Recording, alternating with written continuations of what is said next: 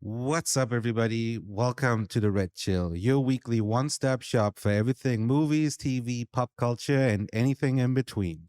You can find us on all your podcast services, YouTube, social media, and anywhere else. Just look for the Red Chill. Leave a comment, let us know how we're doing. We want to improve, we want to build this with you. If you have anything to say or any support, we always greatly appreciate it. I'm your host, Root by Root. With me, the Chewbacca to my Han Solo, aka my co-host, Shabzy. Hey guys.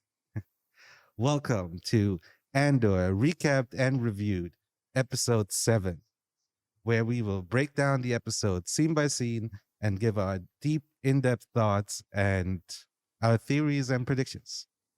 All right, here we go. Episode 7, Announcements. Written by Stephen Schiff, directed by Benjamin Karen. Directed by Benjamin Karen. I got too excited because I looked him up, and it turns out he directed a lot of Darren Brown specials. I don't know if you know. I was very surprised by that. I was and very confused. I was like, what kind of why is he the choice for this? I have no idea what Darren Brown is though. Okay, you don't know? I love Darren Brown. He's basically I thought he was a magician. He's a mentalist from Britain. Oh, and he does all these psychological not experiments, but like basically he just fucks with people's minds, and it's amazing. I love this guy. So when I saw that he did like most of his specials, I was like, okay, let's go. It's fucking weird, but like hey, anytime I see Darren Brown, I get happy. Anyways, Benjamin Karen, that's who we're talking about. Released on October 19th, 2022. As always, before we get deep into detail and spoilers, let's give our overall thoughts and let the people know what we thought of this episodes. Why don't you start it off, Shabs? Yeah, overall thoughts again. Great episode. My rating was, I think, just dipped a little below, mostly just because it was hard to follow an episode like The Eye and everything that we've like been through now. So just based on that, I think it's another introduction to and now I like how all the stories are finally meeting together. And yeah, mostly I just thought it was a great episode, just showing us how all the plots, all the characters are getting intertwined and where this is headed now.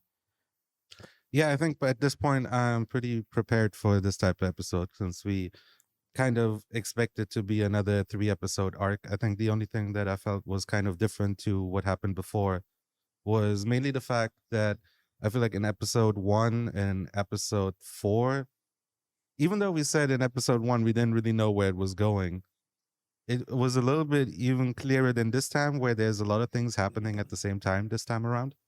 And a big twist at the end where it's like, okay, I'm guessing that's where we headed.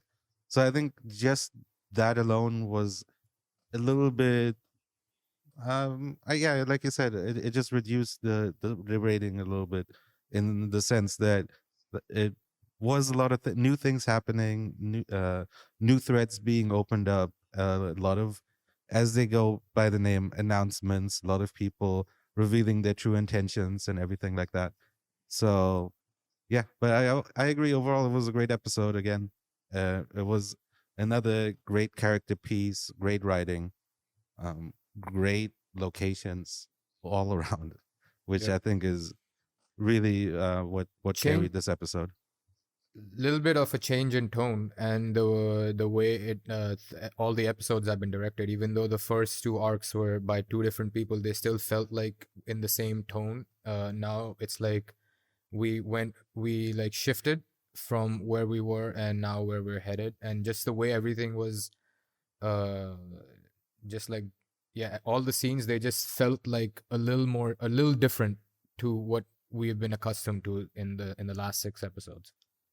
Yeah, I agree, especially the second half, especially the part with Andor was once again very new to Star Wars, but also new to the show, where from the music to the scenes to the setting to the pacing to how everything was going down, it just it felt different from the other episodes. It wasn't as tense as anything before, that's for Yeah. sure. But I think it still says a lot for the show that they can have an entire episode where for 80% of the episode it's mainly just people talking, but it can Yeah, and still have you interested as much as it did. this was a 50-minute episode again. I don't know why though. Like this maybe I mean there were I mean I guess I don't think they wasted any amount of time, but now it's become like an almost like an hour long episode. And for like I think you mentioned this last week that your prediction was that this would be a breather episode where you would just like kind of calm down and just like let everyone just like characters be there. And I don't know, like for a 50-minute episode just for that, I don't know if it felt too slow, but I was fully into it, so I didn't really feel its length. Well, yeah, actually, I was going to say this episode should be called Shabzy was right. Shabs' Oh redemption, really? because Oh, there we the go. first two things I was writing down were, yep, Shabs mentioned this. Oh right, Shabs was right, talking yeah, about yeah, yeah. that. Shabs was hoping for that. So Yes, you talk about me yes. being smart last time. Maybe it's you that's actually the smart one here, because Oh yeah, you're there right we on the go. money. And it's good that you mentioned redemption because that was one of the biggest themes of the episode, Yeah. which we'll Well, get into whose redemption that we're talking about without really spoiling anything. but yeah, since it was a slower episode, I think there's not as much to say beforehand without spoiling anything. It's mainly Yeah. topics, reveals, and everything like that. That's really there to talk about. So Yeah. let's give everybody our rating real quick, and then let's get into the recap. So, what would Let's you do give it. this one? Last episode, you were saying episode six. 11.5. Yeah, exactly. So, where does this rank in that So spectrum? I think this will go to maybe 8, between 8 and 8.5, somewhere there. And I don't know why, maybe it would have been higher had the previous episode not been so great, but Yeah, it's just hard to follow such something so great and not be compared to it. Like I'm not comparing the two episodes, but just the feeling of it all, Here, like this was just like, oh, here it's another great episode in Andor. That was like a uh, huge climax, like the one before this. So that's why. yeah. I would give this an 8 as well. At the Yeah. same time, it's kind of interesting. I don't remember what I gave episode one, but I would almost say Yeah. this was more interesting than episode one, just because we're now more invested in it. But I think episode Yeah. three was still, episode four specifically was still better in terms of like the first episode of an arc. If this is again what we're Mm. about to get, which I hope we do. Honestly, I hope Yeah. they stick with this format because so far it's been Yeah. working really well. What I like is that even like we're giving a scores of like 8 and 8.5 and acting like it's like a letdown. That's how great the show has been so far. Yeah, Yeah. it wasn't even a letdown. It was really like they No, prepped no, like our yeah, I know what after you mean. But yeah, after 6 episodes. We're prepped for this. yeah, yeah, It's more about now the intrigue comes from where are we going this time?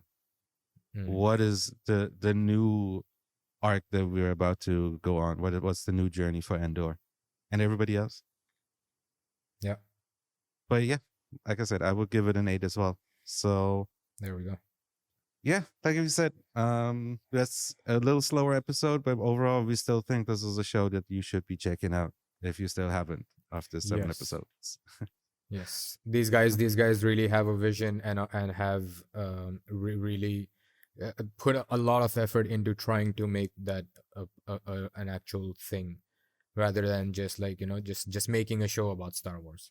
So, yeah. Indeed. So yeah, let's get into the All right. spoilers and the recap. Recap, spoilers. Let's do it. All right. So, again, opening theme, little bit change in the music. I don't know what it was this time. Like the last two ones were really easily identifiable. Like with Cyril's theme, and then the wood clanking in the episode 6, which is what gave me the idea that we'll probably start. So we'll be introduced tomorrow. But yeah. So we start again with my boy Cyril in his room, just looking out the window, hopeful, like Luke. and I have a whole bunch of things written about this. And first, so that's why I'll describe the scene. I'll let you go first, then I'll rant on for a little bit, and then I'll stop talking for like 40 minutes. All right. And yeah, so Cyril's basically just looking out the window again, and then he gets called by his mom, and she's berating him about the suit that he's wearing, and we find out that he's being prepped, like he's just going for a job interview set up by Uncle Jack Hardo. And yeah, the mom's just telling him like, why'd you pick the suit? And it's funny, like in a depressing way, like the banter between them always. You feel bad for them, but it's still like so funny for some reason. The way he answers, and yeah, why don't you take us through that? Well, I just definitely noticed again that Cyril's mom was taking control of, and being very controlling, especially with that suit thing.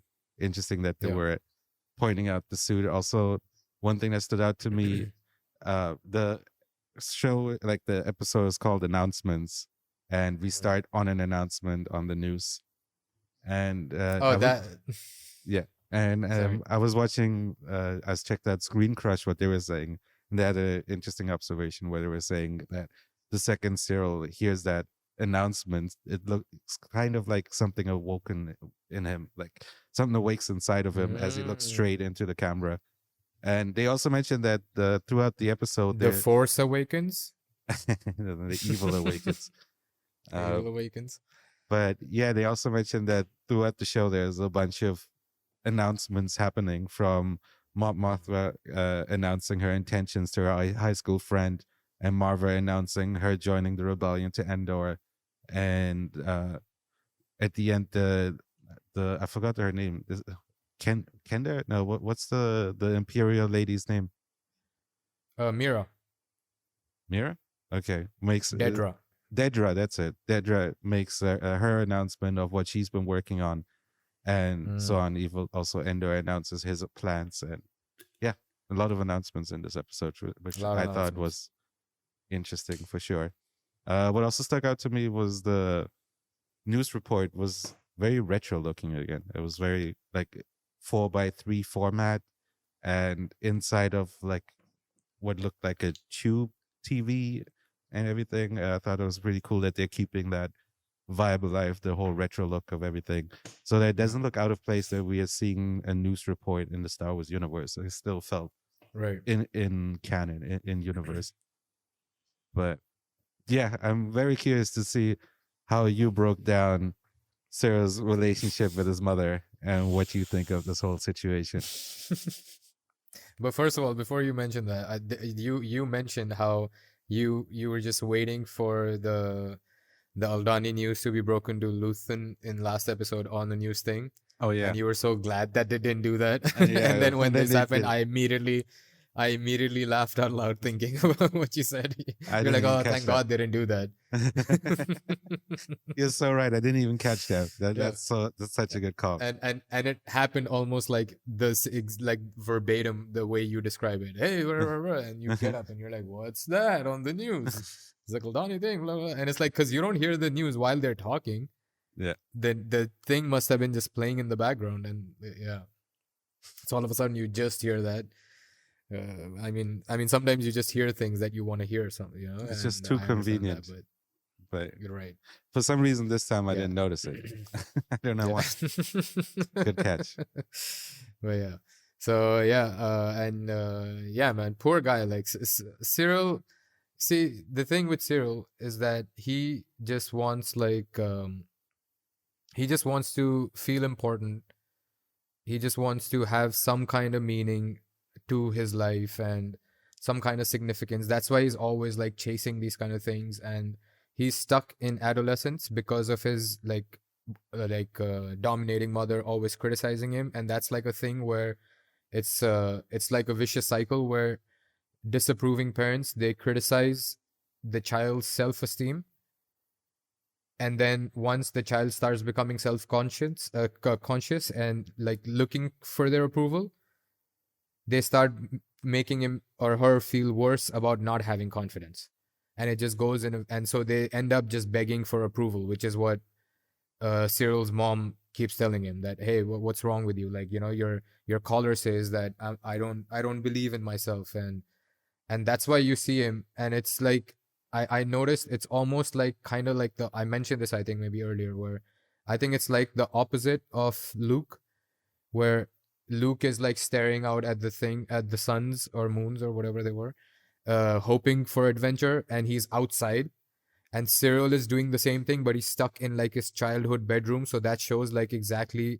And that's another thing that I noticed, which I wanted to mention about the last couple of episodes, was that all the environments that have been shown, the people who are on those environments, the characteristics are like reflecting that. So like the Imperials are like always in this cold office room, and like, and it reflects how the Imperial people are. And then the other ones, like the Marlanis, they're more like quaint and like close together. And then you see the rebels or the hippies, they're in nature. Hippies, what's their biggest thing that they're always fighting for? It's like freedom and liberty and all that stuff. So it's exactly the same with Cyril now. He's just stuck in his childhood room, and mentally he's like that, which comes later, which we'll talk about when his job orientation is going on, and the music that they chose.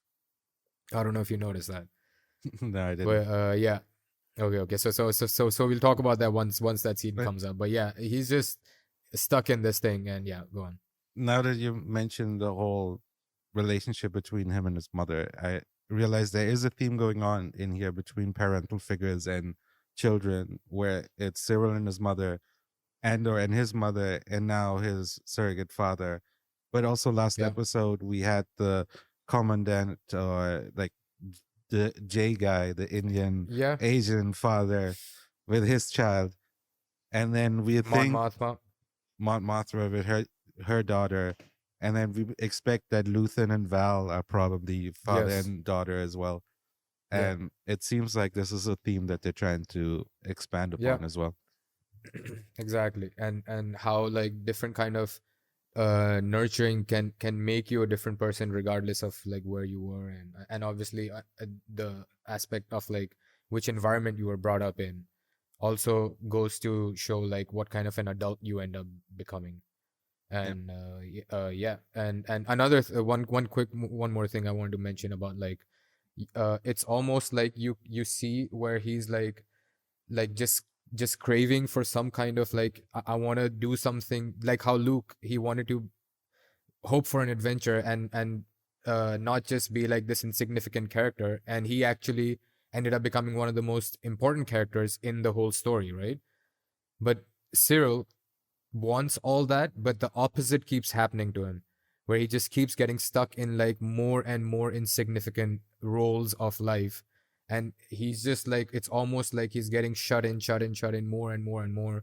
And it's almost like you're waiting for him to snap at some moment. And the thing that happens with like Cass doesn't want all that. He actually doesn't want anything to do with the greater picture. He just wants to survive and just think about himself. But he meets someone like Luthen who offers him something like that, and sort of puts faith in him that, hey, you can do this, so go do this for the greater purpose. And that's what Cyril just needs, but he's not getting that from his parental figure. And because he's getting the opposite, you see how he's not even getting an opportunity to do it. And when he does get an opportunity to do it, he's clearly not prepped for it, and he fails miserably, and it pushes him even further back into it. It like validates his mother even more. Yeah, good observation. Yeah. Yeah. All right. And should we carry on? Yeah. Okay. So we get into this whole thing of she's just berating him, and then they see on the news that there is that there has been an Aldani attack, and he's almost like, oh my god, like he looks at the thing, and I think he immediately, either like you said, maybe something awoke, but I think he immediately knew that this had something to do with Cassian, Yeah, I'm sure you expected it. right? Yeah, and uh, now we get to the Imperial Bureau with my girl. Miro getting dressed up super methodically, and I don't know, did it remind you of something? What did you think of? Batman Robin with Batman getting his The nips. putting his belt on, yeah, and his thing. that's immediately that's immediately what I thought of. I feel like Star Wars had so many suit up scenes in all these shows, so by now that I'm numb to it. but yeah, so it's very methodical. It's actually a very very cool scene. It just gave me a like very comedic reference. But yeah, so and all the while there's a new colonel who I thought was Uncle was going to be Uncle Harlow, but it isn't. And he is giving this whole speech about Oh, right. Go on. yeah, good. Please go on. Oh, okay. He's giving a full speech about like, hey, we're gonna do all our plans, and then people are gonna know that we're not, that you can't just steal from the Empire and all that stuff. And then he says something amazing, where he just kind of slides it in there. I spoke with Emperor Palpatine last night, and I was like, oh, whoa, You were damn, saying last episode we're there's Palpatine yeah. no, and I was like, there you go, Shabs. Exactly. That's exactly what I was like. Oh my god! Like we might get introduced to all this later on, and I like how they're like teasing us like little by little, where it's like, don't worry, you might get your fix, and So yeah. So the yeah, go on. character that says that is actually a very, very deep cut. His name Oh is really? Wolf Uloran, and You Lauren. he's actually becoming a quite important character. The first time we saw him was in A New Hope, and he was just a background character in the like in a scene. He was out of focus in the background, but then in I think it was the Clone Wars series, he became a bigger character and had actually a giant arc in there. So it was quite surprising that they used him. I just saw like Mm, everybody went kind of crazy about this. It was like this was the biggest reveal for the big Star Wars heads in this episode, that they used this mm, character. And again, it's once really? again them validating the animated series, which they've been doing throughout these live action series that they've been doing. They've been pulling a lot from the Filoni verse, which is pretty cool. Mm.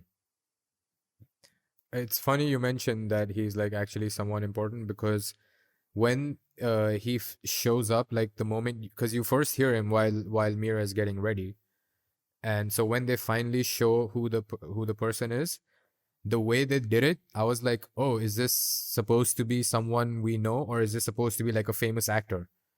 So I Yeah, immediately like looked him up, and I was like, oh, he doesn't like. I mean, he's done a bunch of things, but it's not like someone that pops out or something. And I was like, oh, okay, that yeah, it was. was the I guess they just, character. because the first thing I was like, is that Junkle Harlow, Uncle Uncle Jack Harlow?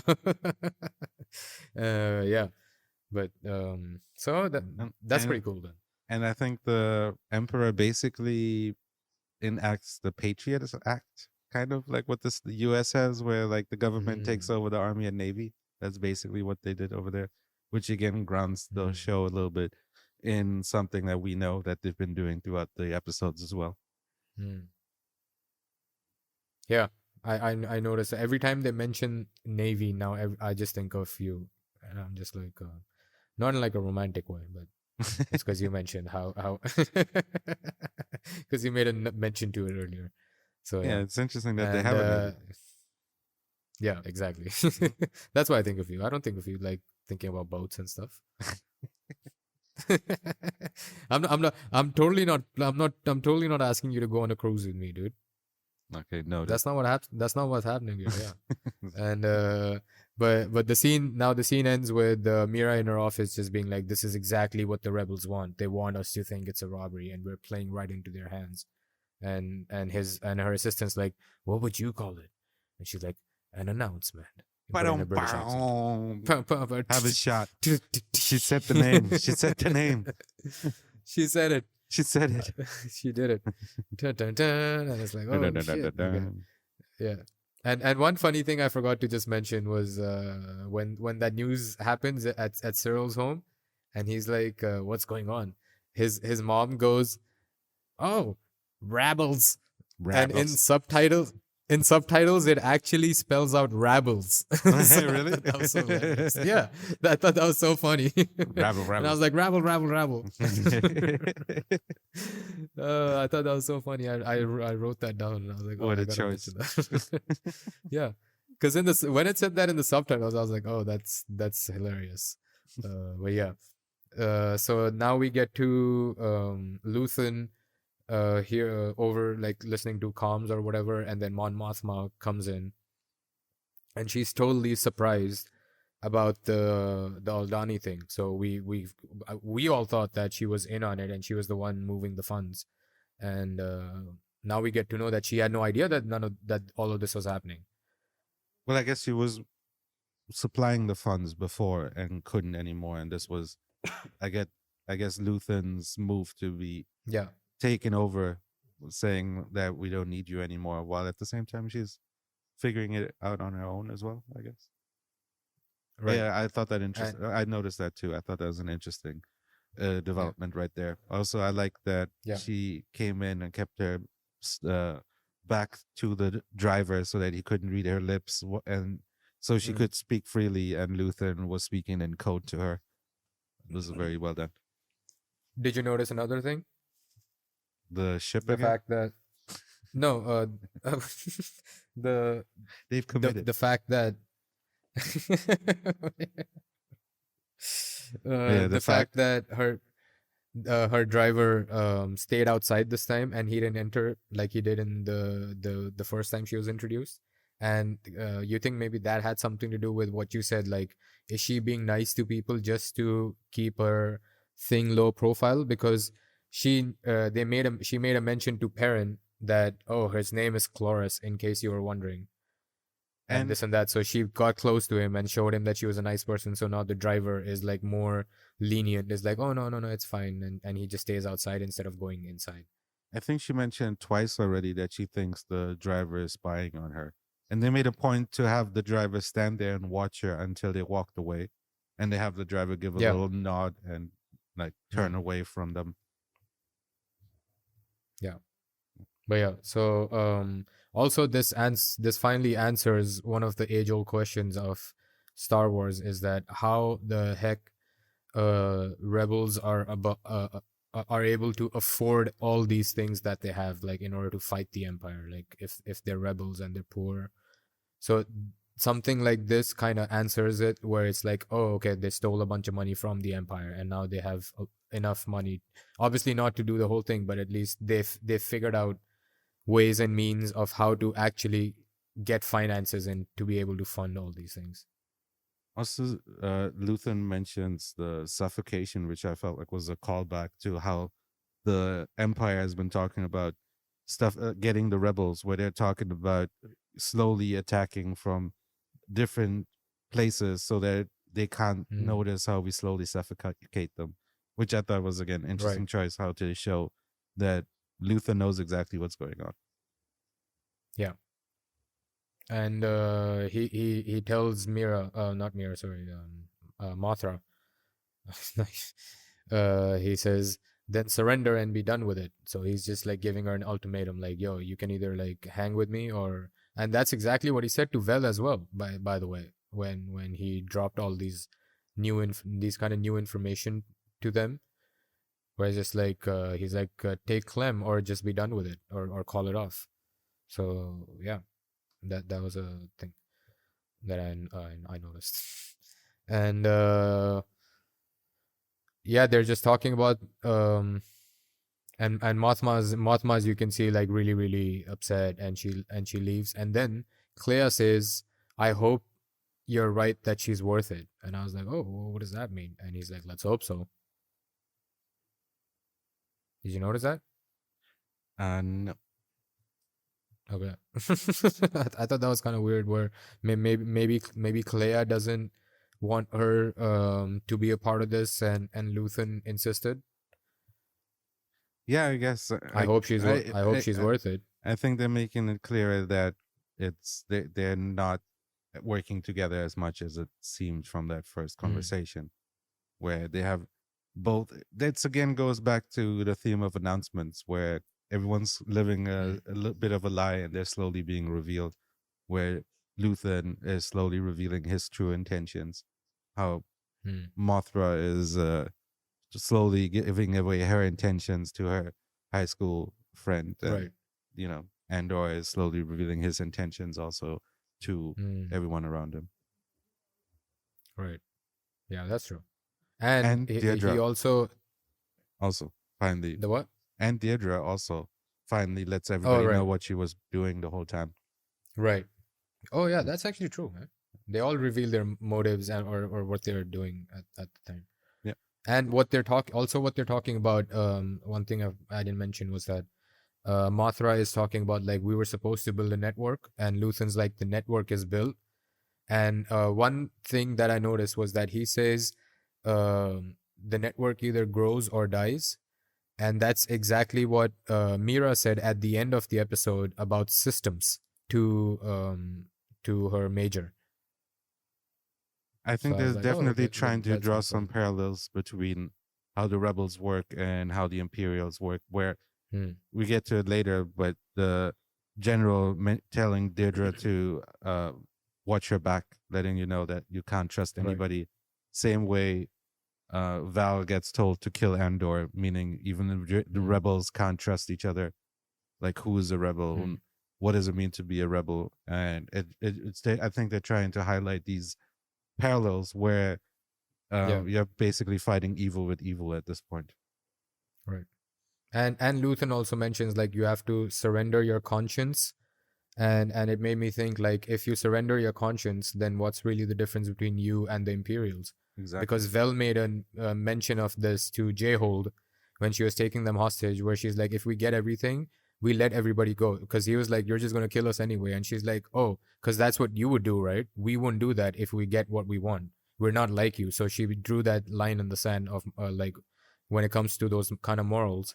But Luthen maybe is like slipping, maybe little by little, and he's uh all this stuff is just getting to him where even though he's doing it for the right reasons, but he's becoming just like how the Imperials are. Yeah, exactly. He's losing a bit of himself, maybe, while Right. all this is happening. A It bit of seems his humanity. exactly. It's definitely he's been making some gigantic moves for he is and how he's positioned himself in Mm. society. It's really, we still don't know really who he is or what Right. he's up to. Is this what is the front? It's obviously the shop that he's running is a front, but the front, what is his real life, and when does he go back to it? When how can he go on these missions without anybody noticing? And I Right. like that he's still a giant mystery to an extent, Yeah. where it's like we thought about his relationship with Mothra a certain way, and it totally is another way. Same way everything we know about him from this shop can flip very easily again because it doesn't feel like this is really him. We know it's not really him. You know. Yeah. And also the fact that uh Cass is also looking for him and trying to find out who he is, and as we've seen, like we are basically Cass in a way where we're experiencing everything that he's experiencing, or he's experiencing everything that we are also experiencing in a way. Yeah, exactly. Yeah. Still a very Yeah. interesting protagonist. All the choices they Yes. make are very interesting for that character. Very, very, very layered and very flawed in their own right. Yeah, but so far still Because up use. until now, yeah, I was just gonna say they still use them like a fine tool at the right moments for the right thing, exactly. where it all makes sense by the end for what they're doing with the character. Right, exactly. Yeah, you're absolutely right about that. And it goes back to the theme But where we don't know who is the hero in the story. yeah, yeah, because and there's like so many characters are like exactly like each other, but just different in terms of like if you think about it, like Cyril and Cass are just these people who are trying to show this kind of an image to the world, but they're both like frauds at heart in a way. Yeah, And you just don't know who to root for, who not to root for. We're told by the show that this is the protagonist and this is the villain, but but they're building it enough of a mystery where you're just like, I don't know what to do here, Yeah, and I don't know, that's I don't why know. Yeah, they make Cyril so relatable and Andor not, and at the same time, like I'm saying, it's the theme of them playing with what does it actually mean to be the good guy. You know, are the rebels actually the good guys at this point? yeah, Like they have a cause against the Empire, but the way that they're doing it is it correct? In the same way, right. Andor has he's a certain way, but is it the correct thing that he does in each situation? That's the question. But yeah, Yeah, I agree. And now we get to, again, one of my not my favorite scene, but back to my favorite character. We get the job orientation for Cyril, and he's going through this whole thing at the Imperial place, and it just looks like it's basically cubicles, but it just looks so it's all blue, and then he starts talking about his Morlana. Can you hear me? yeah, yeah. Oh, sorry. Yeah, he starts talking about Morlana, and all of a sudden this like weird childish like whimsical music starts playing in the background as he's describing this, like he's trying to be like this like law upholding duty man, where he's like, two cops were murdered because and the up like the higher ups were just lazy, and why do we even have laws if we don't want to keep it? But the music that's playing is like this super childish music, and the guy who's showing him around, he's just looking around like, oh, this guy is like 14 years old, but he in like an adult's body, and he's just Well, like he's like yeah, almost excited to tell him about what he's found and let him yeah, know what he's been yeah, up to. I also found it interesting. exactly. His boss has a space necktie. Has a what? He has a space A necktie. space necktie? Like it's a Really? tie, but it's like straight and like it just looks space enough for it not to look weird. But yeah, That's uh, hilarious. there's also a moment where Cyril has to. There's a little droid going by, and Cyril has to sidestep him, which Mm, is like felt like yeah. one of the first times anybody had to sidestep a droid to show how far down the line he is with it. Yeah, yeah, I agree. That But was hilarious. Where he seemed very out of place always, and then um he mentions this, the guy who's showing him around mentions this line like, hey, there are some jobs that may seem really exciting on the outside, but stuff like this is also very exciting, and I think just alludes to how that's what Cyril has been craving, is just like an exciting job, and like, I'm gonna be a cop, and I'm gonna yeah, stop the line, I'm gonna chase chase like robbers down, and now he's like and then when he's like, okay, and also they expunge his Morlana record, and he says, I'm sure after having a word with your uncle Harlow, I'm sure we can expunge your entire record, and he says a fresh start, and he assigns him to fuel purity. love the design of this place. And Yeah, yeah, what you it, mentioned it, also goes back to episode 2 and 3 when he went out on the field and how excited he got to be out there, even though he wasn't supposed to be, mm, obviously, out on the yeah, field. exactly. Yeah, I totally agree. And just thinking about that moment, about him out in the field and like going with Mosk to that kind of mission and everything, it's it's like, think about how we were thinking about those two characters at that moment where we didn't know anything, right? And it makes me think of everything that we're talking about him like being so insignificant, but when they're in their own element, we thought of them as the actual villain. He's like, oh my god, he's going to be the actual villain. And then Mosk, we were questioning it for good reason, but we were like, oh, he's like the soldier guy, and like, and now they're just like you said, like security guards almost. And it's like almost comical how they themselves felt like so important in those tiny little roles, but they were in their own little element. And the moment they get taken out of their element, and now he's put into this giant imperial bureau uh, cubicle office, it's like now he really sees what he is in the bigger picture, and why, and it almost makes him like actually realize that everything his mother says about him is right. Yeah. I think Yeah. I like that we're And going yeah. slowly up the ranks of the Imperials. Yes. We started at the Yeah. bottom and we've gone higher and higher up, and every time there's a new higher up, and until maybe Yeah. eventually we do see Palpatine. Who knows? Who knows? That'll be pretty cool. Somehow Palpatine has returned. Yeah, that's true. You never know, dude. He's always been there. Now it's almost like now you can't even question anything the way they've finished Rise of Skywalker. The way that the prequels have become so much better for me was after rewatching them again this year.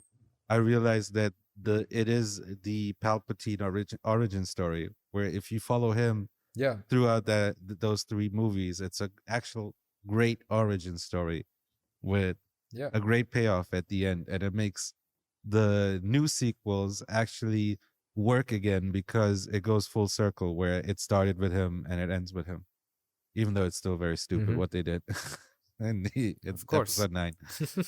But yeah, I thought yeah, Yeah. you never know, we might see him. I agree. I agree. I agree. I agree. I totally agree. And so now we get to our new scene of another montage, a small little montage of someone walking from at the train station, and it's Clea in street clothes, looking like a Jedi, and she's walking through the thing, and it is nowhere near as cool as Cyril's walk back from the train station back home, but Oh, it's still kind of okay. I mean, you mean in terms of how it looks cool? Because I don't think Cyril's walk was supposed to be cool itself, right? No, no, like cool as in like how good that scene was in Yeah, comparison to I this, agree. right? And they made him look That scene so had so different. much more Uh, emotion and weight. Yeah. Yeah, I think the big thing about this scene was more seeing these characters in the setting and how they cleaned up, and Mm-hmm. you're just like, oh, Yeah. okay, Yeah. they can Well, fit in. Vel's got makeup on. Yeah. Yeah. And then Had you time to sort of fix her you hair. straight up. Yeah, exactly. She fixed her hair. I noticed that too, where she had kind of like those bun hair in the art dealer shop, and then she straightened it out. So And they yeah, I don't also know why that showed was Cinta, important. and I noticed her hair was all shabby and shaggy. Mm, Well, kind of like yeah. how Bix's hair was in the first few episodes. Mm-hmm. Yeah, that's true. Not sure. Well, Cinta's been like been sleeping in the grass for the last 2 nights or something. Belle had a nice. I don't know how well. We'll get to that in a second. Yeah.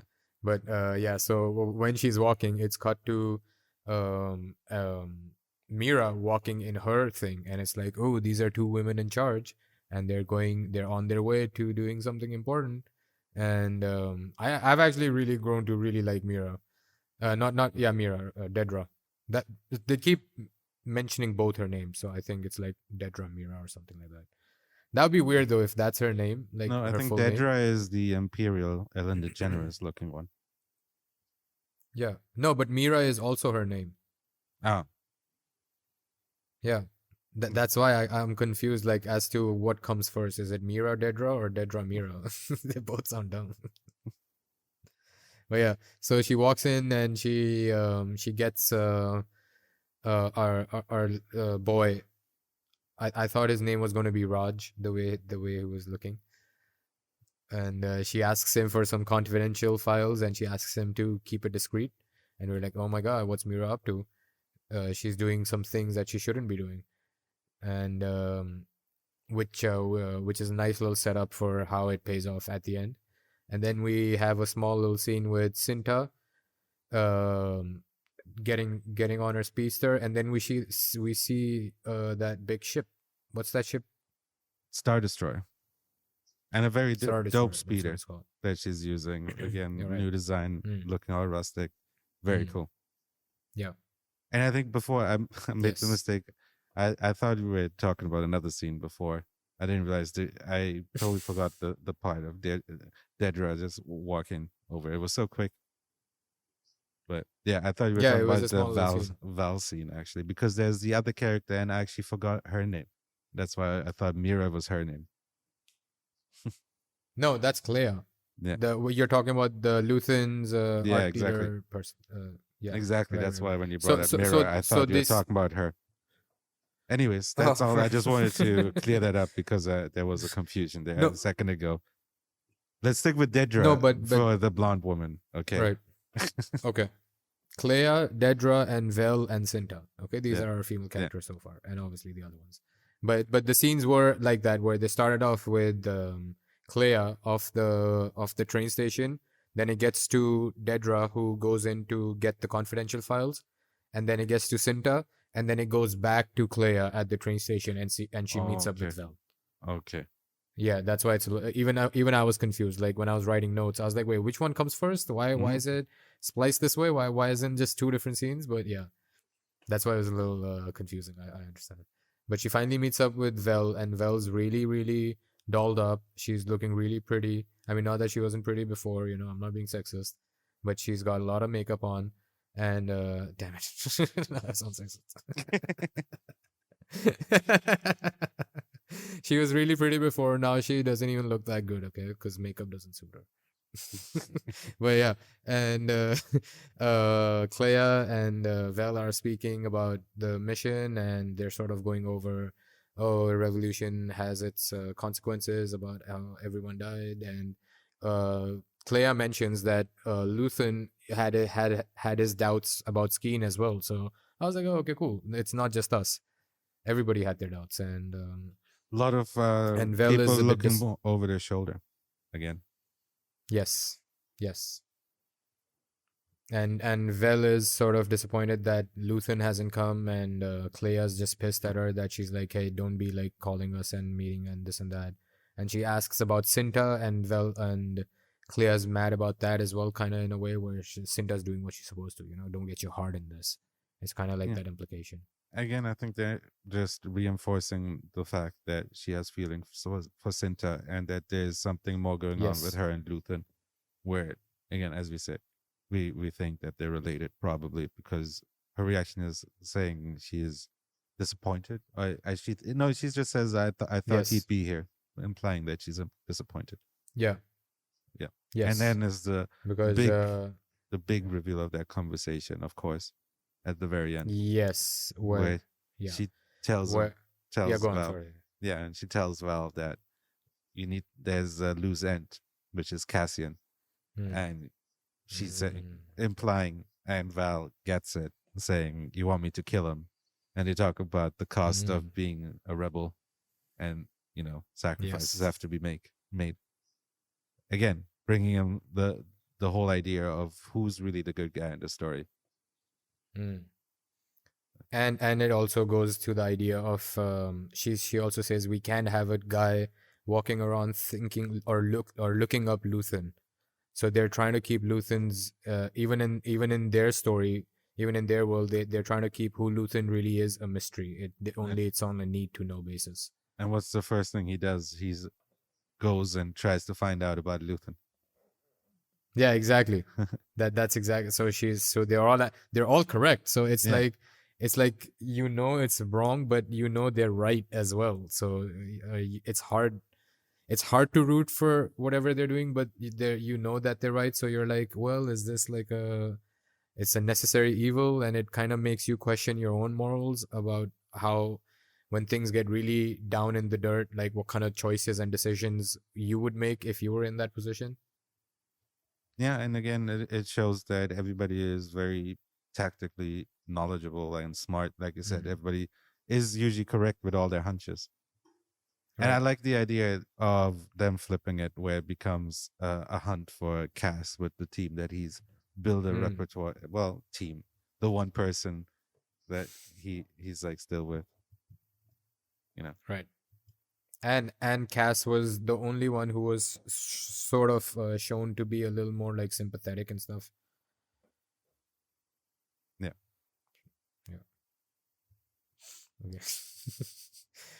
But yeah. So she gets that mission. Did it remind you of another thing that it kind of reminded me of this is spoilers for a Marvel property, but the end of Black Widow. Where Do you you talk remember about that? the Do you post remember credit that scene? movie? I'm Yeah, trying to forget about it, but yeah, I kind of remember. with Florence Pugh and Yeah, Elaine. yeah. And she comes and tries to recruit her. Yeah, and she gives him a mission. Gives her a mission. Oh yeah, about Hawkeye. Yeah, Okay. Yeah, I can see it. you see the right. You see it, right? Yeah, All right. Okay. You guys see it, right? Leave it in the comments if you see it yeah. or Let not. us know if you see it. Let us know. Let us know how accurate my references are.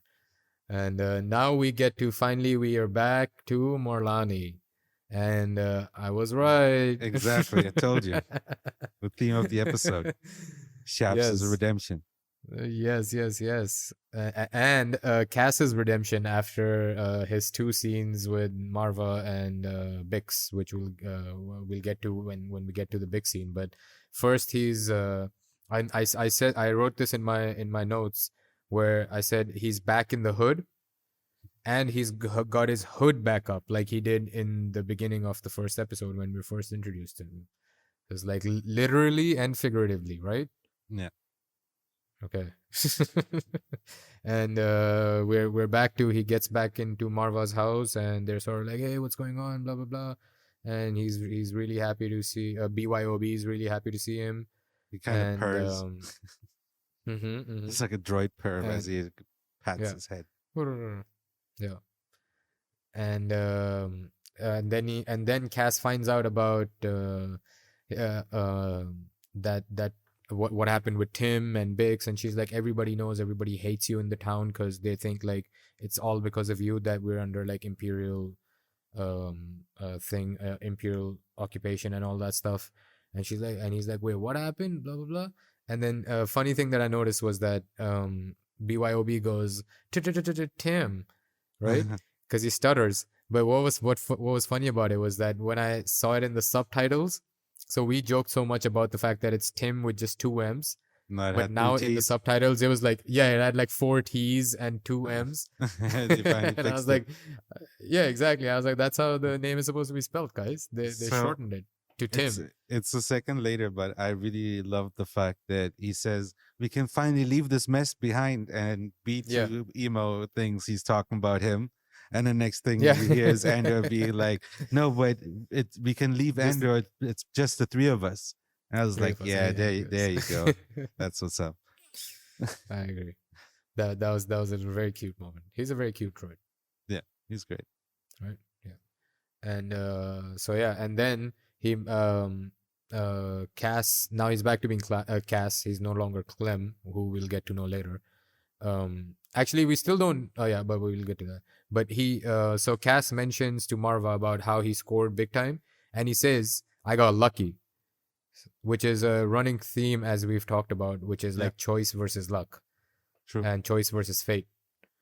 Yeah, and he says, "I got lucky. I scored big time," and he's like, we can go anywhere." And then we get to know little by little about where Marva is like, hey, no, like I'm finally like I can stand up to all these people. Like a rebellion has started after Aldani, and she tells about the little story, a dark story about she's like, I used to walk this way, and then I would always stop and take the longer route because they just wait.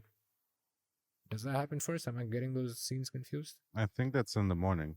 Right. Oh no, yeah, that's later. My bad.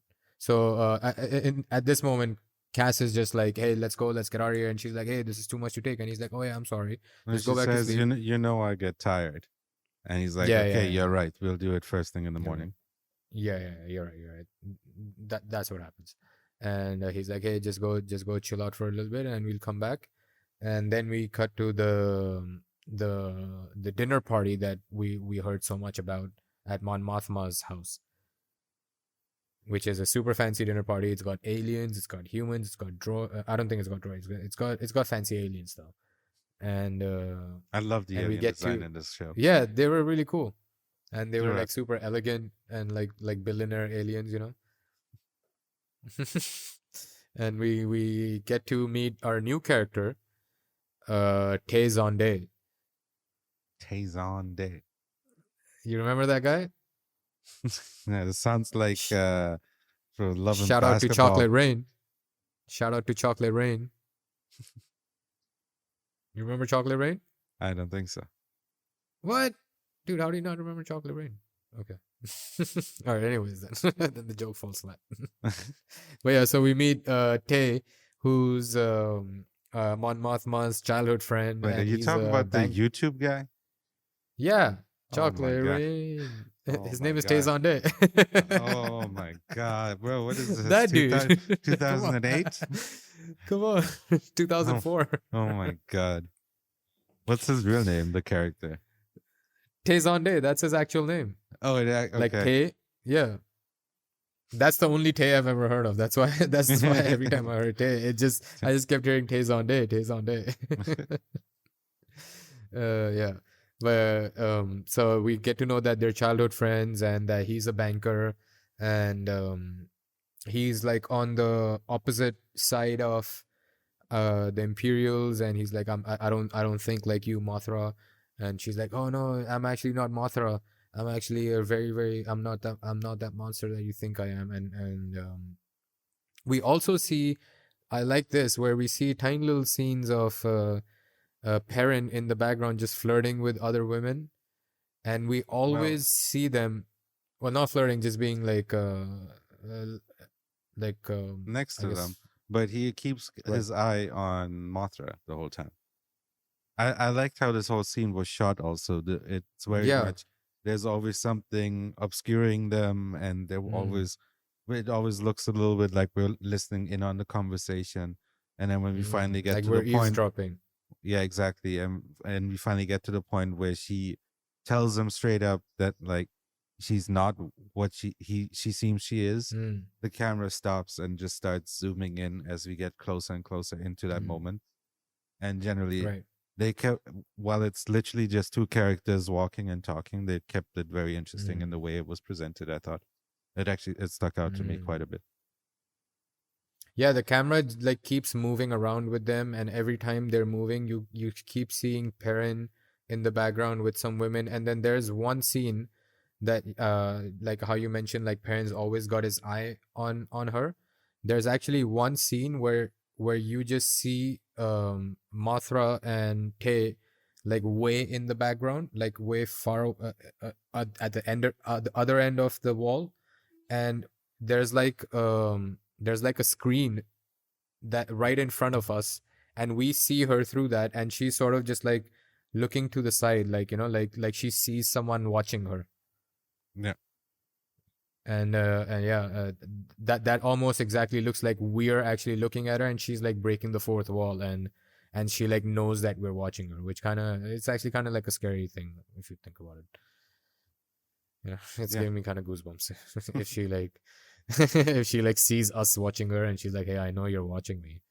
It's like, oh my god.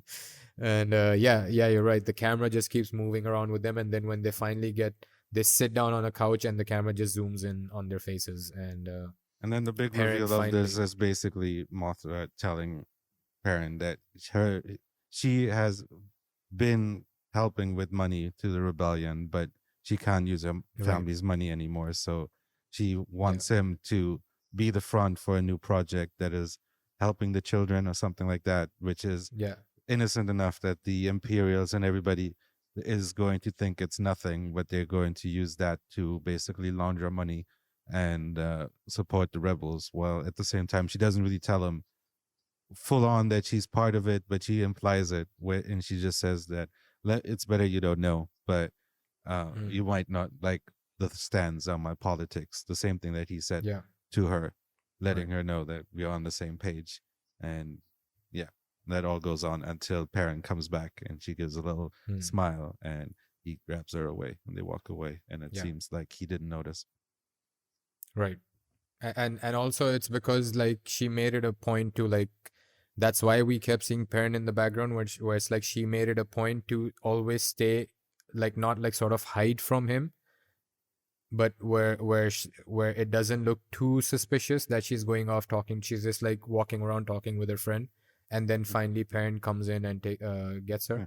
And also another thing was that it kind of made me think of what you kept mentioning, like when we were having the breakfast at Mons, where I was saying like she actually seemed hurt that her daughter was pissed at her and stuff like that, and you questioned that maybe she doesn't care that much about these people, and she was pissed that now her plan was sort of derailed because the daughter decided to make a different decision. And this made me kind of question in that same line where it's like she's trying to open a charity, but it's a front to siphon off money, even though that money is being siphoned off for a good cause. She's still using a charity as a front, and I don't know how much money would actually go into the charity. And it's like these kind of questionable morals where it's for the good reason. It's like, almost like the ends justify the means.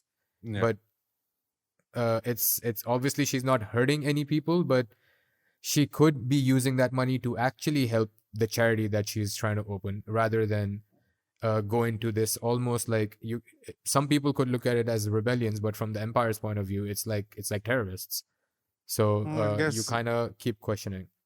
yeah, I don't think you could see it as being implied that what she's been doing just hasn't enough of an impact. That's why nobody takes Mhm. it serious in the first place.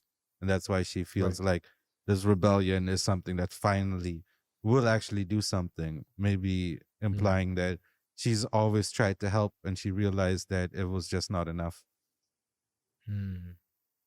you know. Right. Yeah. Yeah, I agree. And now we get to our boy Cass jumping over a wall and going over to meet his girl Bix.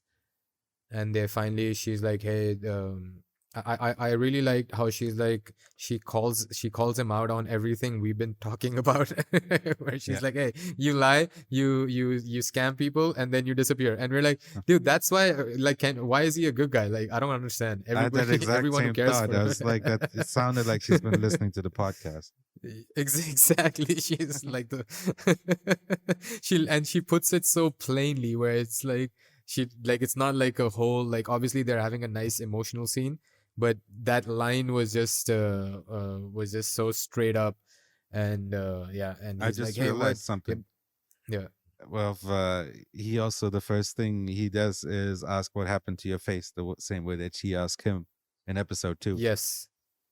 And and what I liked about that was that you know how I've always mentioned that they don't really get into like just doling out like expository dialogue to explain things that are going on around them. They usually do it in some kind of clever way, or at least like integrate it into regular natural dialogue. They use her head thing as a way to tell people how much time has actually gone by since we last saw them.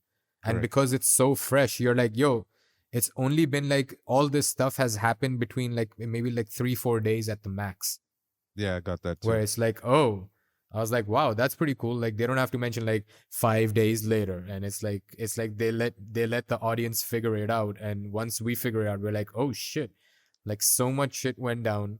And it's actually just been like 3 to 4 days. And now he's back to, he just went on a job, and he comes back next week. And yeah. So yeah, she says, "You scam, you borrow, you lie, you disappear." And I was like, "Okay, thank you, thanks, Vix." It's like that's exactly what we're saying. And the funniest thing about that is, Cass says, "Your crazy boyfriend tries to get me killed, and I'm the villain," which is what we've been questioning the entire time. It's like, dude, are you a protagonist or not? And it's like Tim didn't really do anything wrong morally in terms of, obviously he did it for the wrong reasons. He did it out of jealousy, but he just gave the name of some guy who killed 2 cops who was also trying to slip in on his girl, and he got killed in the process of trying to defend his girl. What I got out of it was also the fact that I think Andor doesn't even know that Tim died. He wasn't there. No, no. He got to know that from Marva and Oh, right. what's his name? BYOB. Yeah, yeah. And one good thing about that was a small little detail was that when Marva's telling him, she goes, he either defending her or going after her, and she goes, "I've heard both," which is like that's actually how she would have got that news. It's not she's not gonna know exactly what happened because she wasn't there. She would just hear gossip from townspeople, and she's like, "I've heard both ways of how he died. Like he was either trying to save her or something like that." And I was like, "Oh, that's a nice little touch there." Yeah, but you have that little moment of Andor saying the thing about her boyfriend and then realizing, like, oh shit, he's dead. Like, he did forget it there for a moment when he says that. Your crazy Yeah, boyfriend tries to, yeah, yeah. Yeah. that part. And yeah, so one thing I noticed about this, I think this is like the first real like sort of love scene that we've had in the entire series. I mean, we've seen like love and relationships before, and kind of we've seen close moments between Bix and Cassian, but this was the first time where you could see like a love between them, and like I felt it Definitely. for them, you know, Yeah, and it definitely. was like very emotional. It confirmed that they had a romantic history, which we Yeah, were speculating about earlier. yeah. And another thing that I noticed was that uh, this is the second time that I'm feeling like heavy emotion. And the last time I felt that was in episode 3. And I started asking myself, like, I think, like, how I mentioned, like, how the people and the environments reflect, like, the people reflect the characteristics of the environments. Where in this case, I think the reason the most emotion we feel is when we and Cass are in Morlana. And I think that's because out of all the places he goes, this is where his heart truly is. And this is the people that he really cares about. So whatever we're feeling from the show's tone and the way everything is happening is how Cass also feels within the story, where he was completely like you even mentioned this, where he's always throwing the milk and trying to show them, hey, I'm not a part of your team, I'm just here to get my money. And he was always detached from all those situations where everybody else was part of the environment and then Cass was on the outside, where whenever he's back in Morlana, everything is so emotional.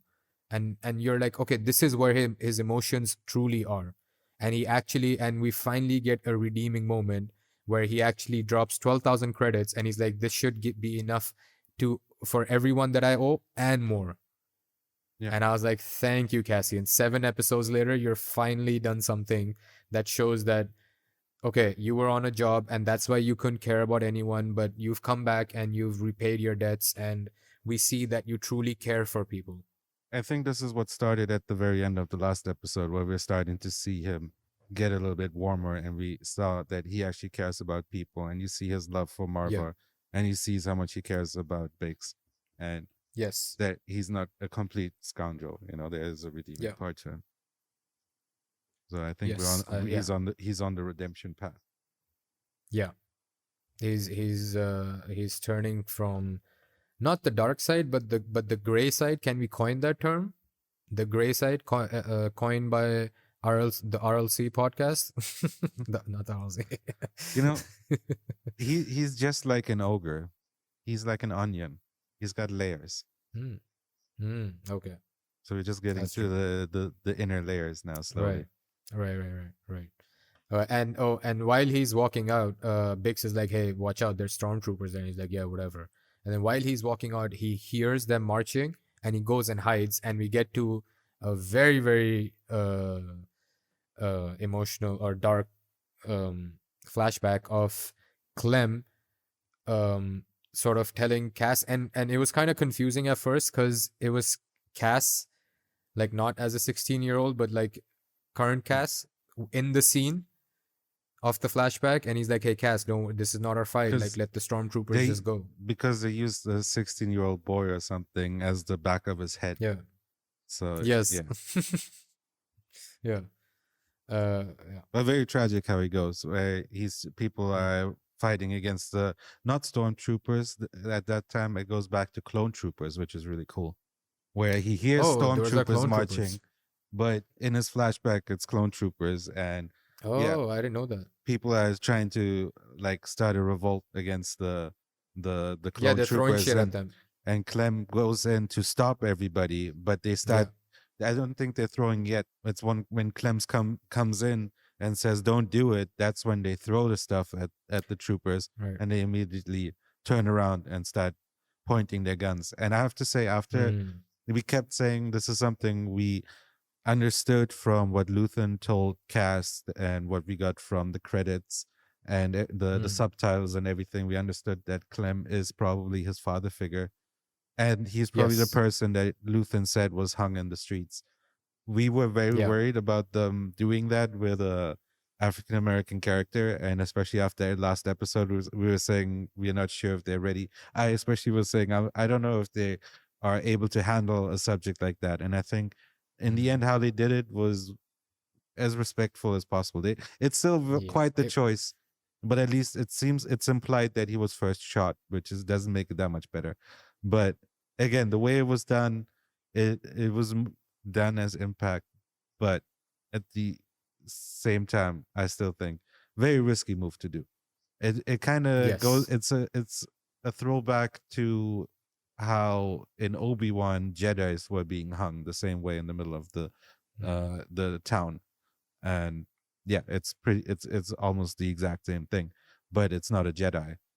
But Mm. still, again, it's quite the choice. I still would rather them leave it. They could have just shot him. I guess there has to be something about making an idol, not an idol, but like uh, make like putting a message up in town by hanging him over there. But yeah, I guess in the end, if it has to be in the show, I guess they couldn't have done it much better. Besides maybe changing the ethnicity of the guy. Yeah. Yeah. But I totally agree with you. It was. in the end, Yeah. Go on. Sorry.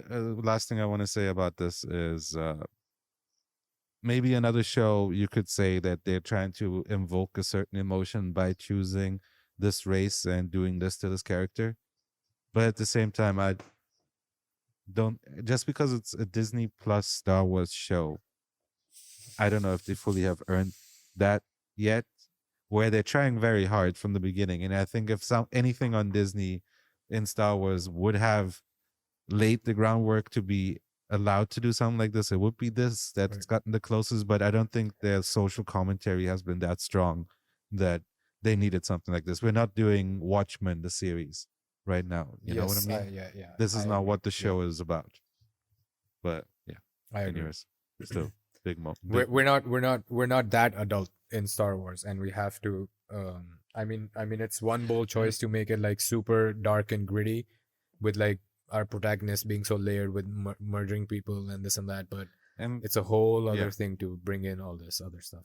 it's like introduce sex, introduce pissing, introduce that stuff. But when you start talking about, you're already doing a lot of things in the show to make us think of real life. Where Star Wars, I always thought, I'm not gonna say it's the thing that I loved about it, but I think a big thing about Star Wars was very much that it was so removed and so magical and so fantastical. You were stepping into another world, a never-ending story type situation where you're just stepping into this world.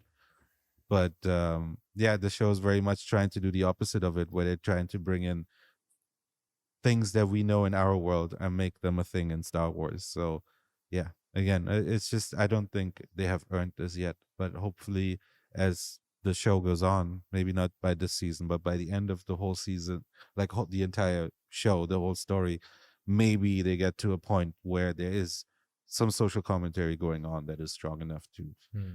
reinforce the fact that okay, then that's why this was Right. there. I'm glad that you mentioned like you're comparing, like you're making some kind of comparison to like OG Star Wars.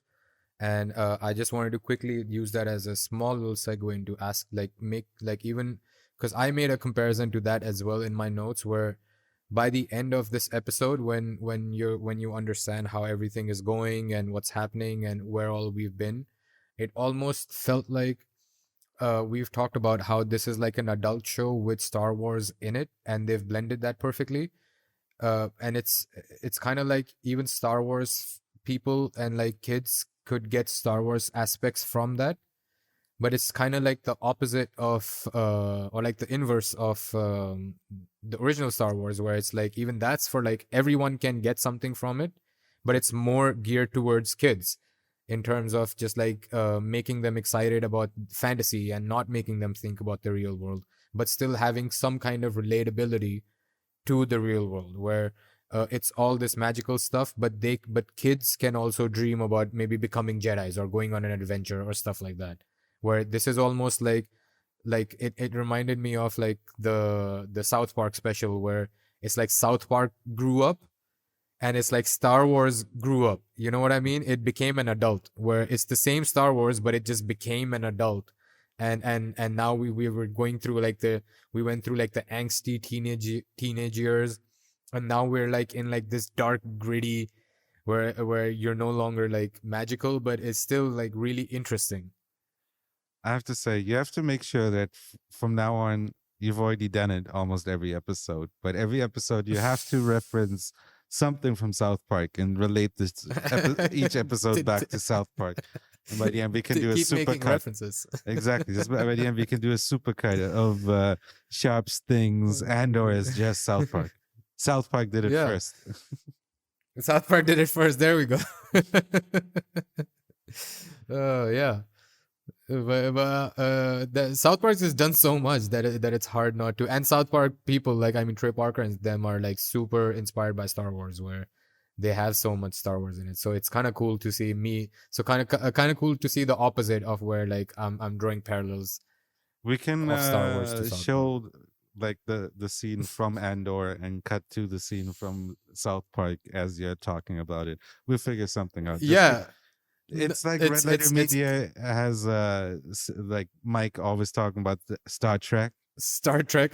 You can talk about South Park. Exactly. It's like you show the images of Cassian and then grown up Stan Marsh like sitting with by himself in the computer and just looking miserable, and it's like, oh my god, like you kids were like so full of, I mean, you used to get into kind of a lot of shit, but yeah, the future looks depressing. Yeah, but so anyway, so after that scene we get what's his name, Cass, he comes back to Marva. It's morning and he's like, hey, come, let's go, let's get out of here. And BYOB is like, can I speak? And she's like, no, shut up. And she's like, yeah. I'm not going. I'm going through it so fast, but yeah. I did want to know what B2 Emo wanted to say in that moment. But yeah, this is the moment where she's basically finally telling him that she is sick of the Empire and she's joining the rebellion. Yes.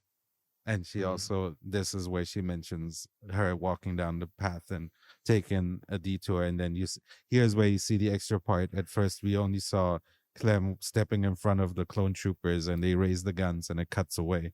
Now, as she's talking about it and talking about avoiding the road, we actually see Clem's feet and him basically being hung. Again, quick shot and not fully shown, but implied. And Very already impactful. Yeah, very much so. And I think you also saw, was that supposed to be Cass? Who was the kid that she was talking about with the stick going up against the clone troopers? I lost that part a little bit. That's I think it was implied that that's who he is, and I think it was the difference between Marva saying I avoided that street and Cass wanting to go on that street. Maybe that's why he took the name Clem when he was fighting the rebellion, like in the rebellion with Luthen. So it Yeah, I makes mean, sense, like on a deeper level. why he Our would theory was pick the that name Clem. Marva and Clem were like a couple, and through that, Clem would have been the sir. No, you don't think so?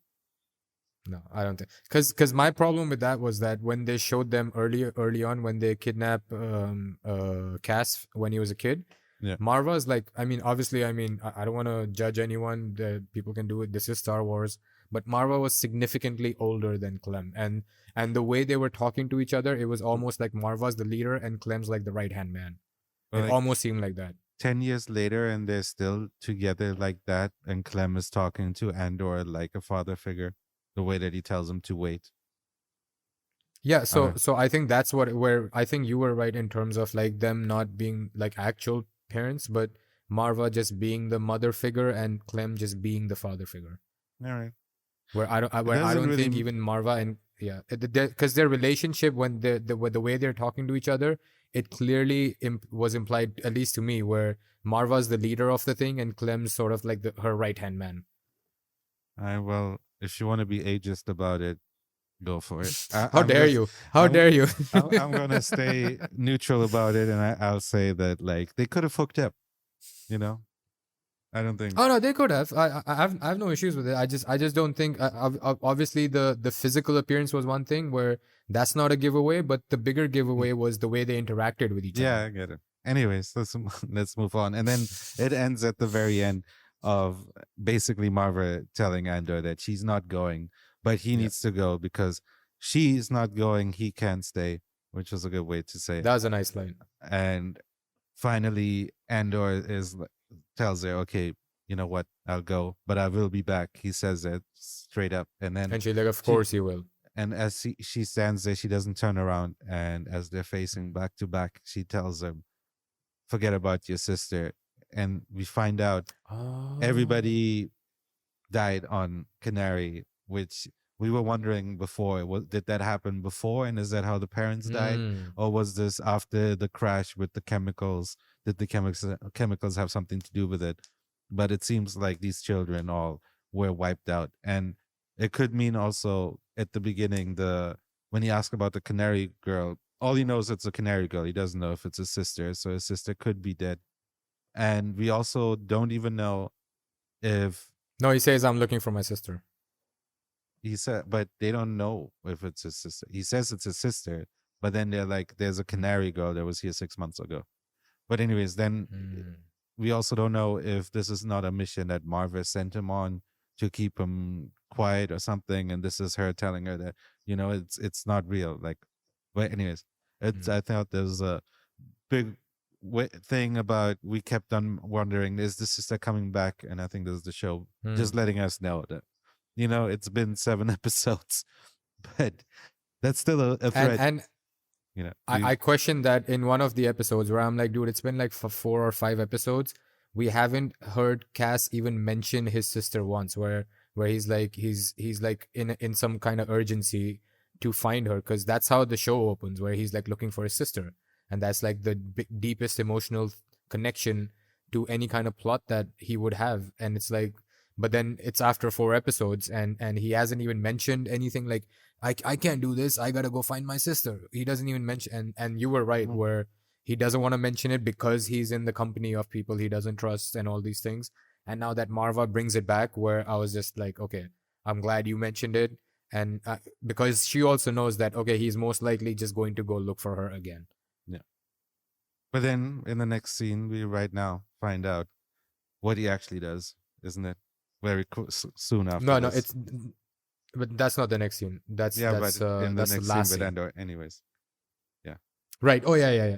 In the next scene with Andor, I was very confused about that for a while, where I was like, is this another flashback, or is this what's happened? Is he here now? But yeah, we can talk about it now, or should we wait Let's until we just get to go. it? We are almost there. All right. So we come back to our Imperial Bureau, where the Major is being very funny and sarcastic, and I really like this side of him, because in the beginning he just seemed cold and concise, and here he's like giving funny banter. It's almost like Darth Vader making sarcastic jokes, where I was like, hey, this is a nice little layer to this guy. And yeah, you were gonna say something? No, I agree. Oh, okay, cool. It was nice to see. So yeah, and everybody's bringing up their points, and Blevin issues a complaint against Dedra in front of everyone, and we find out that Dedra got all those files, and she's been able to, through hard evidence and hard numbers, been able to prove a rebellion is on its way, and this and that. And it's a nice little thing that the Major ends up taking her side, and it's a nice little redemption for her as well, where she finally triumphs over all this. And this is the first time I actually noticed it. She's actually the only woman in that entire office. Oh, interesting. Yeah. Yeah. And yeah, so the Major just sort of he tells Mira, okay, he tells Mira, hey, well played, come with me, and he then says, watch your Dedra. back, and then he just We leaves. agreed on Yeah. that. What'd you say? We agreed on Dedra. Oh, did I say Mira again? Sorry. Yeah, so he tells me Dedra. I was reading my notes. I think that's he tells Dedra, "Watch your back, Dedra." Dedra's like, "Oh shit, yeah," yeah. And she sort of does this. Yeah, don't worry. And Very nice then we moment. get to Again, I just like that little moment, and it's another yeah, theme. But yeah, now we get to Space we Miami. get to Space Miami. That's exactly. I wrote Star Wars Miami in my Bruh, notes. the funniest thing is I wrote down the name Niamos, and my notes wanted to autocorrect it. Miami. They wanted to autocorrect it to Miami. It Oh my legit. That was god, the suggestion that the notes app was giving me. that's hilarious. And I was like, oh, even they That's so know. funny. It's like, okay. Yeah. It's But the music, the feel, the beach, and I put a interesting music choice. The suddenly just yeah, fucking beats dropping. and we're just and this is what I meant about like the entire tone. I think it's almost like we're shifting the tone now. Like we Yeah. were in this dark, depressing thing for 6 episodes, and the episode started that way, and now we're in like an upbeat where everything that happens on the beach, even though like the same thing, if this was happening on Morlana, it would be a lot more depressing. Yeah, of course. With him and all the troopers and stuff. So yeah, and so one more thing I wanted to say was that I put like a Star Wars Miami / Pandora because of the birds that were flying. They look like Avatar birds. I was like, oh, maybe it's. And again, and and yeah, you see them after the bedroom, but I just want to mention real quick that the alien design, because I think they sprinkle some in here as well. Alien design, awesome. There's that laughing alien right afterwards. on the beach. Yeah, great. All of it. Nice Yeah. and practical, really out there. There's also a guy playing checkers or something with a robotic leg. Yeah. Awesome designs all Yeah. around. And our boy Yes. Cass is just, he got a little action. Yeah. And, He got some action from a bimbo. She's not like Bix. Bix was very smart and classy. She's Why like do- a what the bimbo. fuck? She seems like a she because the way she was talking, she seemed like ditzy. Like, hey, we want the greeny green Revnog, and we were out of Pizos too. I read Alright. all the subtitles, and it just seemed very funny. I mean, And if you want to go after the bimbos, that you're on your own. You're going after Oh, no, old I'm cool people with and that. bimbos. All right. I'm cool with all of it. She I wasn't reminded being me of that chick. She reminded me of that chick from what's her name, Madison. You see, I think she's that ditzy, but all right. You see, I was just happy Yeah. for our boy. I wasn't judging. I him, was, but- yeah, you're right. Yeah. No, I wasn't judging either. How dare you? How dare you put me in this? How dare you bait me into all this? Oh my god. You're setting up a trap, dude. It's just like what Luthen was telling Mothra. He's like, I want them to overreact. I need them to have fear. And Dedra was like, yeah, it's almost like we're walking into a trap that the rebels are setting for us. That's It's what a you're trap. doing with me. It's a trap. Exactly. And yeah, and also one thing important was that Mothra tells Cass that I don't judge you. You have your own path and you do what you have to do. But we just have Mothra, different paths at Marva. this point. Marva, my god. So These names are so confusing. You're right. And so yeah, so we get to, obviously he's lying about that he's going to the store, and we see Cass on the beach. That's where we see all the aliens and stuff like that, and then we see a bunch of people running, and then this scene was so we see strange. some troopers. Yeah, but I wanted to ask you, do you know what these troopers are called? No, but we've seen them before. I think definitely. I know what they're animated called. series. Okay. You know what they're called? Go for it. Shore troopers. Shore troopers. Awesome. Shore troopers. Yeah, shore troopers. Okay. So now we got Makes sense. stormtroopers, clone troopers, and shore troopers in just one episode. Nice. And they reminded me of that show. What is that? Miami Blue or something, where the cops are wearing shorts and they ride their bicycles.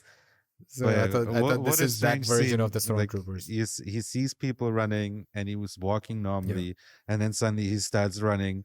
And then next scene, you can tell that he was running, but he's not running now, but he's out of breath and sweating. And there's obviously a guy is just like, yo, what the hell you doing? And I like that he's just like, Yeah. you've just been wandering around.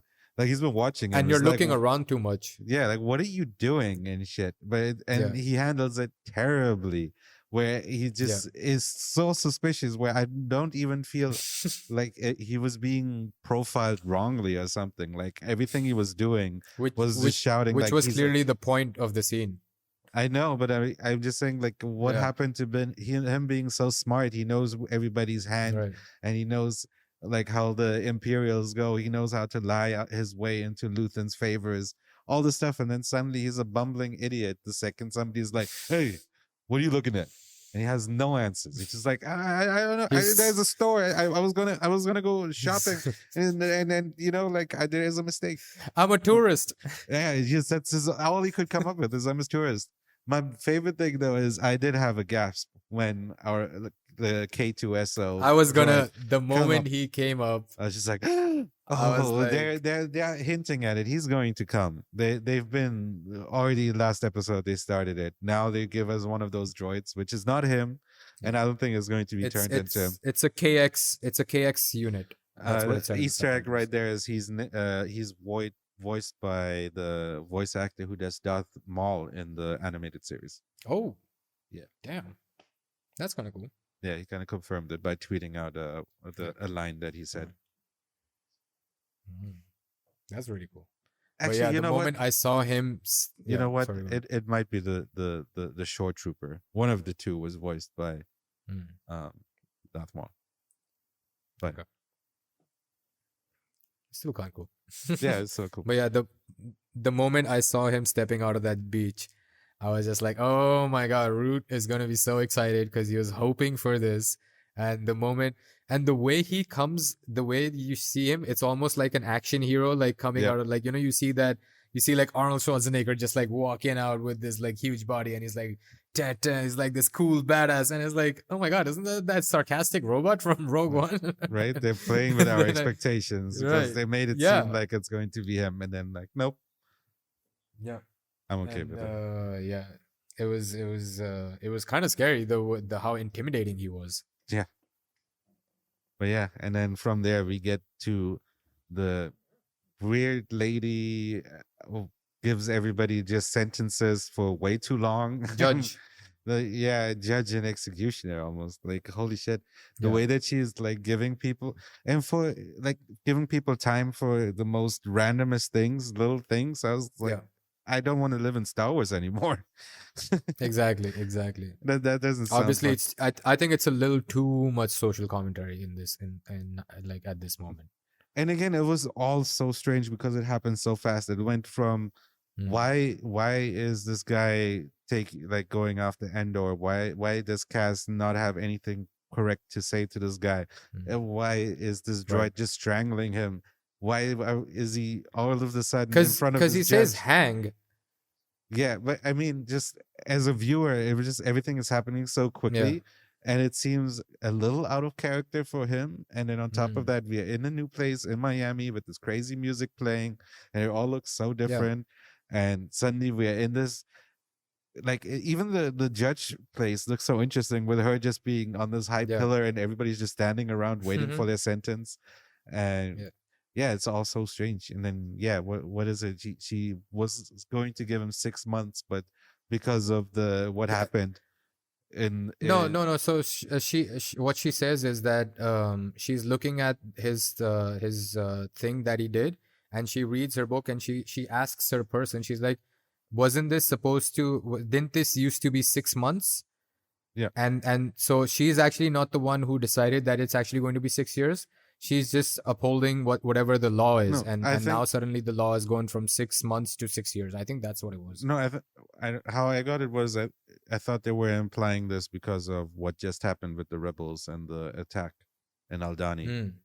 but I don't know. Oh, right. So maybe it was like what 9/11 commentary, where it's like post 9/11, all the sentences just became like crazy, Maybe, but yeah, that's right? absurd. After like a big terrorist attack. It was things for like loitering and speaking bad about the empire and like looking very- sketchy. You're basically right, and for that he's getting 6 months was already way too much for that, and then now 6 years, very absurd. Where again, it's so quick, and it almost feels like for a second it had me wondering: is this a dream? Is he about to wake up. There was at least I once thought or it was a twice, flashback. or a flash, something, right? Yeah. I definitely at one point I thought we're going to cut away from this and we're going to be back Yeah. in normal time, but they just stayed with it, and then it seems to be the Yeah. setup for this arc where now Andor is not only being hunted by the rebels, he's also in jail. Yeah. Yeah, and for 6 years, and maybe it's he's going to try and escape from the jail. Yeah, I think time wise, we're only 2 years away from Rogue One, so he's definitely not in there for 6 years. I don't think they're going to time jump with the short amount of time that they have. But yeah, also his name there is Keith Grigo. Oh yeah, we forgot about Chief the Keith. Yeah, exactly. Our boy knows what's up. Keith, man. He's in Miami. Maybe that's why he was so bumbling. Yeah. He was high. That was a thought I had, where it's like, is he on Right? drugs? Because the way he's acting, He's drunk. He's tired from all the sex. he is high as fuck. He just smoked the He's fat chilling. blunt walking down the beach, Yeah. and he got mad paranoid, Exactly. started running, ran into the first authority, That's and bro, yeah, classic. and Happens to the best of us. and one small little thing that that was cool. I don't know about cool, but like it was a reference to what Dave talked about in the episode earlier, where the Luthen mentions to Mothra in the beginning, where he's like, the Empire has been choking us for so long that we don't even notice anymore, and obviously the theme of hanging and stuff like that. Yeah. So the last scene is K2SO. I'm just gonna call him K, or the KX unit. He's choking Andor and saying "hang, hang." Good call. Yes, So I thought, that's yeah, totally yeah. goes into the theme again. Where again, all Yeah. around great writing and Right. referencing itself and Yeah. everything around it. Yeah. And keeping the script super tight, where I don't think we've talked about this, or even though these talky episodes are 40 minutes, 50 minutes, they're not meandering anywhere. Everything they have talked about or mentioned has been utilized in some way or has served some kind of purpose. Yeah, we were talking about that last episode where we were saying that Yeah. the 40 minutes are perfectly timed. Right. And then But, after this yeah. we get to the final then- scene. My one of my favorite scenes of all time. We just see we start from Cyril's eyes, the way we started in the beginning of the episode of him looking out the window being hopeful, and now we slowly see him doing small things, and we just keep zooming out slowly. We keep panning up or zooming out. I'm not sure what the term is. Zooming out and panning I up. think they're both good. Well, yeah, zooming out mainly. Zooming out, I think, right? Yeah. And we see him just one of like thousands of cubicles being completely insignificant and just going in the complete reverse direction of where he wants to go. And it just ends. It ends, and then the music goes back to the Miami music, where I was like, oh, you should have left it it was kind of somber moment. The only And thing it I just could goes think back of, to the upbeat, and I was like, oh yeah. the only thing I could think of was they need to clean those floors. They were very dirty, those black floors.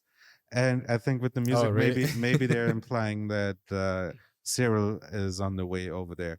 But I also think there's maybe something with Dedra and Cyril where they have similar wants, where they might eventually meet up and have similar goals. You know, Yeah, they I seem on like agree. a directory that's moving them towards each other. The Force, maybe they're bringing them closer to each other, Let's not go there. right? Come on, man. Let's go there. We did that in the But I wanted sequels. to I wanted to like ask you that question of like so once we are zooming out, right, it shows like it's like he's stuck in like an empty void, and it's like this feeling of dread, but then it cuts to that upbeat music. So one that tells me is that maybe they're just now going towards a little more lighthearted direction, and maybe Cyril, through all this dread and emptiness, maybe he ends up finding purpose in helping Cassian in some way, and he ends up actually flipping, because he's clearly going towards a villainous role. Yeah. But so far what the show has done is subverted our expectations. So maybe that's how he finds actual happiness, where maybe he feels like maybe he ends up sacrificing himself for the rebellion, because he's always like I said, he's He wanted wants to, purpose, he's yeah, wanted significance, and he's completely failed at it, for even getting an opportunity in the evil side, in the empire side. And yeah, maybe if he takes a turn towards the rebellion side, maybe he finally feels like he's important, yeah, and he can rebel against his mother as well. It can be like a personal rebellion, and a triumph for himself, and a redemption for himself, that, I escaped all of that, and now I've served a really good purpose. yeah. Crazier things have happened. Yeah. And one thing we didn't mention was that he actually makes another mention in the beginning of the fact that he got his collar tailored. Yeah, This all is the right. second time he's mentioned from the first episode, where I was like, okay, what's his fascination? That's why I was like, what if his dad used to be a tailor, and his mom was like always like, what's wrong with you? Like, my you should see my Well, cousin Jack Harlow. yeah, I leave you with the last question for the episode. Do you think everybody will get a conclusion to their story arc this season, or do you think the story will just be left open? We'll have our next two arcs, and the story will just continue. Or do you think what they're setting up with these characters, these long like themes that they're setting up, then their redemption arcs and all of that, do you think that will come to a closure within the next, what do we have left? 5 episodes? 5? Damn. Well, it depends on, first of all, like, you have more knowledge about the back the from the studios, whatever. I don't know what they have actually planned. If they have planned more seasons for it, They have. then I think some characters will stay. I think a lot of the side characters will probably either they'll come to some sort of an end, either like thematically, or just like the character will end in its own, like how it happened in the last episode, where we were introduced to these new characters. They served a purpose, and now they're not there. But I think some, if they've planned like maybe 2 or maybe even 3 more seasons to get him to Rogue One, I do think they have to keep some of the characters and keep them going. I think, Yeah. I have a feeling that maybe Cyril will end by the end of this, or maybe he'll have a flip where next season he might have a different arc to him, where he becomes a good guy or something like that. But other than that, I think Bix will probably carry on. Marva, I'm not sure.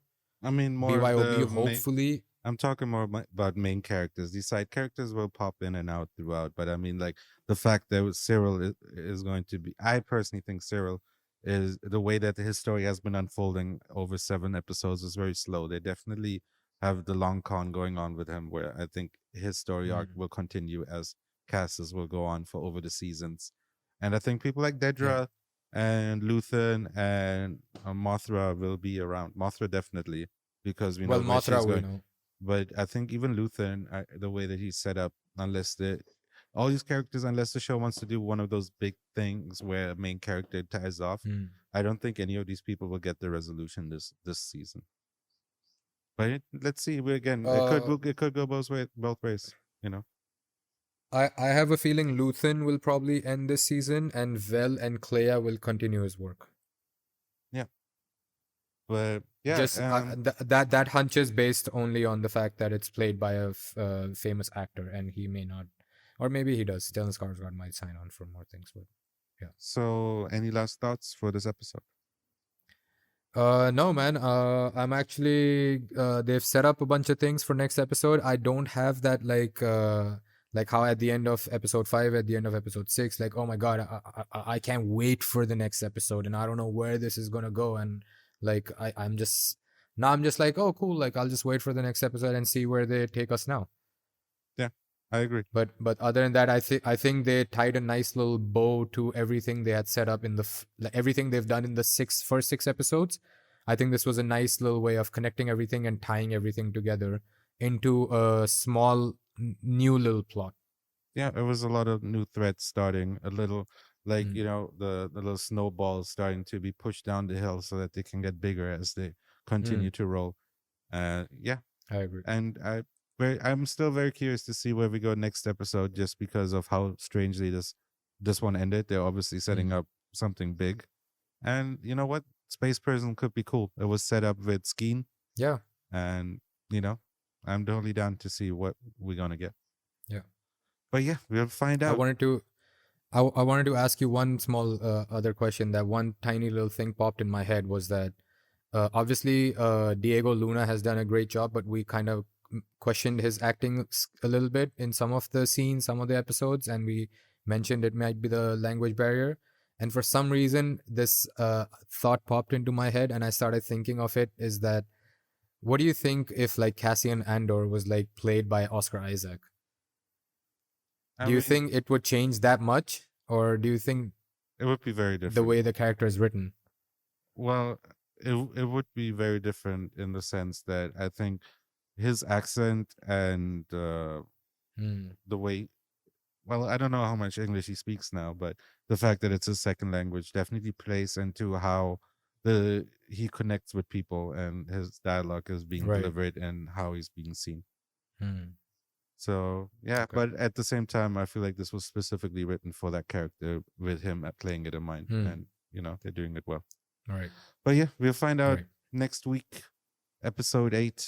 We'll see what's up, Yes, sir. what's where we're going, and what's new, what's the new arc really, because we don't know fully yet. Maybe that's when the Normally next their arc arc's been starts.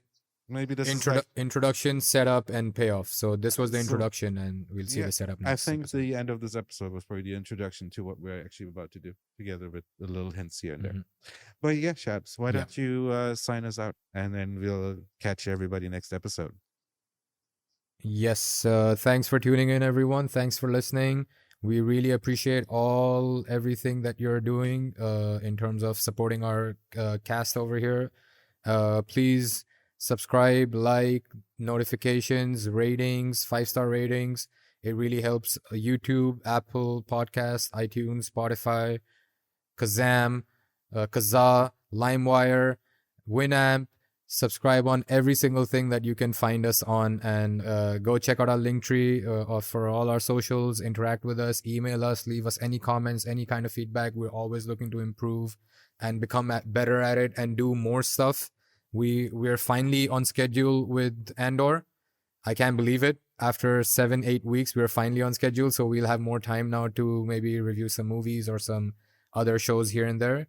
And we're looking forward to doing that. We're looking forward to improving. So please let us know how we're doing, and keep listening and keep supporting. And thank you so much. And stay tuned for more. Catch you guys next time. Peace. Catch you guys next time. Peace.